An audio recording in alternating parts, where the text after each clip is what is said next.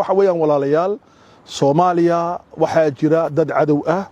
oo rabin inuu ka dhaco isbedel dad cadow ah oo waxaa jira rabin inuu ka dhaco deganaan waxaa jira dad cadow ah oo diidan inay dawladda Soomaaliya labada mijood isku taagto waxaa jira dad cadow ah oo dawladnimada Soomaalida ku cadow ah su'aashu waxa weeyaan amba diid amba doon waayo cadowgaasi iyo kuwa Soomaaliya cadow maanta waxaan inii sheegayaa darraatoole maqaal aan soo dhigo Carabi ku qornaa baan in yarnii Soomaaliyeynaya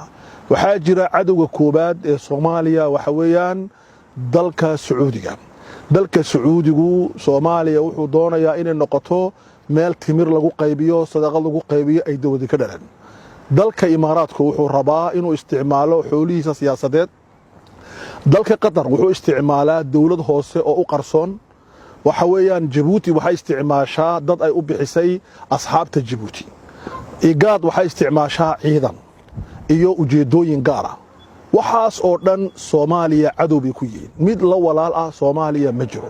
Soomaaliya carabtu ma rabaan Soomaaliya geeska Afrika laga ma rabo cadowga koobaad ay Soomaalidu leedahay waa kuwa haddii aad garan weydiin siyaasiyiinta reer Soomaaliyeed ee wasaaradaha arrimaha dibadda mishaarada ka qaata Nairobi wasaaraddeeda arrimaha dibadda rag baa mishaar ka qaata Djibouti wasaaradda arrimaha dibadda iyo mukhaabaraadka Djibouti rag baa mishaar ka qaata wasaaradda arrimaha dibadda Ethiopia rag baa mishaar ka qaata wasaaradda arrimaha dibadda iyo mukhaabaraadka Suudaan ee burburtay dad baa mishaar ka qaadanayay wasaaradda arrimaha dibadda ee wadano kale oo fara badan dad baa mishaar ka qaata dadka mishaar ka qaadanaya ee Soomaaliyeed waxay u shaqeeyaan cadowga Soomaaliya burburkeega kuwaas ka shaqeeya qolada labaad ee Soomaaliya aan ogoleyn inay ka dhalato dawladii waxa weeye waa maalqabeennada jecel inay ku sii dhargaan ku sii lacagaystaan maqnaashaha dawladnimada Soomaalida walaalayaal ninka maalqabeenka ah waa loo baahan yahay dahabshiil maalqabeen weeyaan maaragtay barakaad odagii sameeyay xaajiga Djibouti degan waa mushtar weyn ragaas waxaan uga baahanahay inay ka qayb galaan dhismaha dawladnimada oo ay dawladdu noqoto wax aanan laga maarmi karin arinta labaad waa taa walaalayaal qolada saddexaad ee dawladnimada la dagaalanta waxa kamida walaalayaal waa shabaab xarakatu shabaab waa cadowga dawladda Soomaalida xarakatu shabaab ragba abuuray waxay rabaan in aynan oran annaka abuurnay waa inay yiraahdeen ragga wadaadada ah hadday qudbiyiin yihiin iyo hadday i'tisaam yihiin iyo hadday qeyrkoodba yihiin inay dhahdaan annaka shabaab waa naaladii aan dhalay waa beedkii aan dhalay marka sidaa daraadeed waxaan rabnaa inaan kuwa fikir lagula dagaalamo cadowga Soomaaliya waxa kamida jumciyada qurumaha ka dhaxayso oo rabta inay lacag u bixiso oo dawladda u dhalan war annaku hadaa doonaysiin reer Soomaaliya anu nin Soomaaliya ahay walaalkiin baan ahay sheekh baan ahay reer Djibouti baan ahay laakiin Soomaali baan ahay taladan siinay waxa weeyaan gacantiinay ku jirtaa dawladnimo ka xorooba Nairobi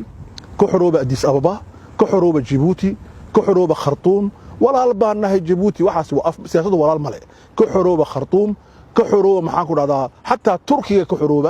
xorooba ay dawlad noqda dad xora oo gacantooda ay ku jirto arintaas waxaan jeclaaday inaan dhahdo war cadowgeenu waa annaka isku cadowa annaka burburina Soomaaliya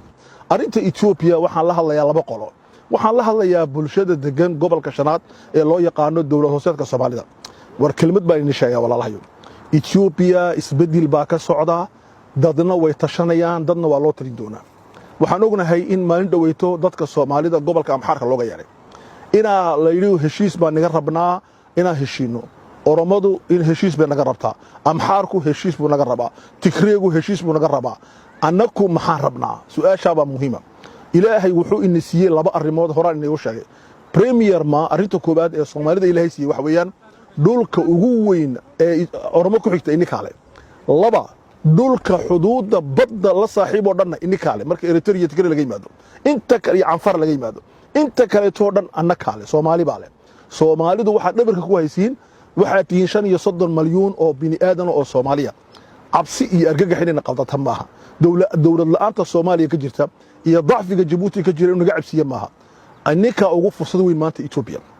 afquraad ku adashiin diin quraad leedihiin waxa muhiima Ethiopia way kala soconaysaa haday kala socon weydana lama kala adkaanayo laakiin inaad noqon dad la isticmaalo waan ka digayaa dadka Ethiopia xukuma walaalkay Mustafa waxaan ku leeyahay nin geesiya tahay adiga iyo madaxweyne ku-xigeenka nin aqli badan baa tahay waxaad iska ilaalisaa in aad ku dhacdiin meel lagu wado inaad ku dhacdaan inaad kala raacdaan amxaar iyo tigree inaad kala raacdaan amxaar iyo oromo inaad noqotaan dad lagu shaqaysto waa inaan yeelano ujeedooyin Soomaalinimo ah maxay dadkeenu rabaan caasimad baa inaga maqan magaceega la dhahdo Diridhabe waa inaad Diridhabe la soo cisho Diridhabe Soomaali baale Diridhabe Soomaali baale waa in la soo cisho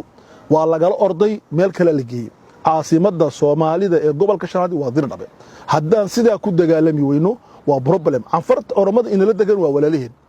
oromadu waa dad walaal ah oo wada degannahay laakiin marka laga soo bilaabo min Hayle Silaase min Minilik waxa loo yaqaanay Diridhabe gurguraana Ciisa amba Ciisana gurgura waxa lahaa dad baa lahaa dadkii lahaa baa le wayna lahaan doona ilaa qiyaamaha dadka ku meersan Diridhabana waa wada Soomaali weeyaan hatta kuwa afka oromada ku hadla waa Soomaali weeyaan cabsi baa ka sheegtay ay Soomaali ahayn marka waxa la rabaa dagaalkeenu inuu noqdo dagaal istiraatiijiya oo uu noqon dagaal yar oo meelaha yar ee soke laga dagaalamo walaalayaal waxa weeyaan Ethiopia waxay ku socotaa labada sinooriyad inay furfuranto lagu kala tago amba inay ahaato dawlad isku xidhan laakiin daciifa xoog wax ka xoog badan ma jiro ciidamada gobolada qaar la wareegay bani Shangool ciidan baa ka taliya mukhaabaraad gobolada koonfurta ciidan baa ka taliya inta kaleetana itaalkoogu ma badno marka saadalaad waxaan rabnaa inaad taana la fahmo oo dadka Soomaalidu ay fahmaan istiraatiijiyada gobolkaas uu leeyahay aad baad u mahadsantihiin waan salaamayaa waxaan ku ducaysanaa inuu Ilaahay sidaan ka fiicannahay si ka fiican naga dhigo waan mahadsantihiin salaamu calaykum waraxmatullaahi wabarakaatuh